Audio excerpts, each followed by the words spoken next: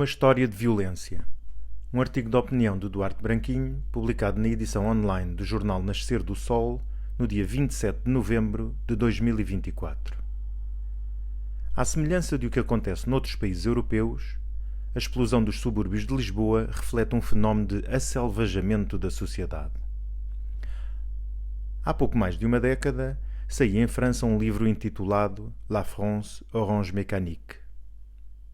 A França Laranja Mecânica, de Laurent Oberton, um autor então desconhecido. O título remete obviamente para o filme Laranja Mecânica, realizado por Stanley Kubrick em 1971, baseado no livro homónimo de Anthony Burgess de 1962.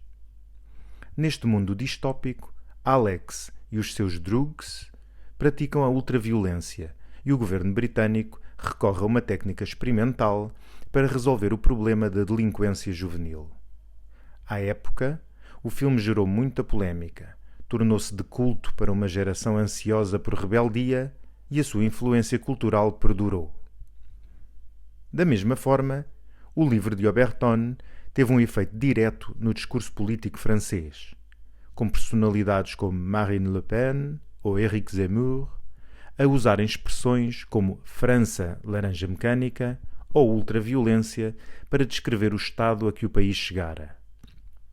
Do outro lado, a esquerda acusava a obra de tendenciosa e de dar argumentos à extrema-direita.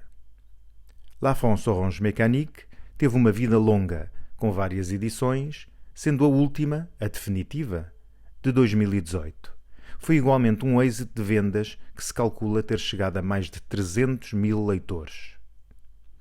Laurent Oberton escreveu desde então mais de uma dezena de obras e tornou-se uma figura conhecida e influente.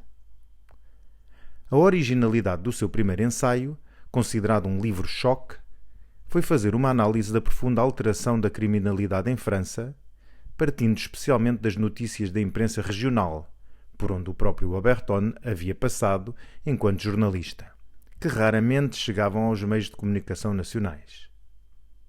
Escrito num ritmo acelerado, sem reservas e num tom direto, o livro enumerava os capítulos de forma decrescente, como se retratasse a iminente explosão de uma bomba. De facto, os casos relatados chocavam não só pela violência extrema e injustificada, como especialmente pelo número inacreditável de ocorrências em todo o país. Revoltante era igualmente a forma como o Estado acabava por proteger os criminosos. O objetivo do autor era mostrar a realidade, que tanto contrastava com o discurso da elite mediática, política e administrativa, especialmente na sua insistência de que em França apenas existe um sentimento de insegurança. A solução, concluía Oberton, não estava no aumento de proteção policial, mas na moral dos cidadãos.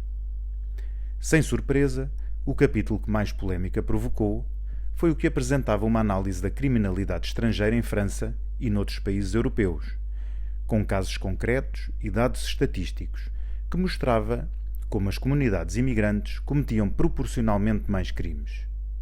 Nos últimos tempos, Portugal tem assistido a grandes alterações sociais, nomeadamente a entrada exponencial de imigrantes no seu território.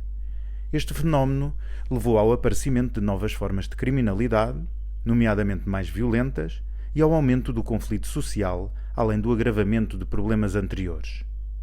É fácil notar as semelhanças do relatado no livro de Oberton com o que hoje acontece no nosso país.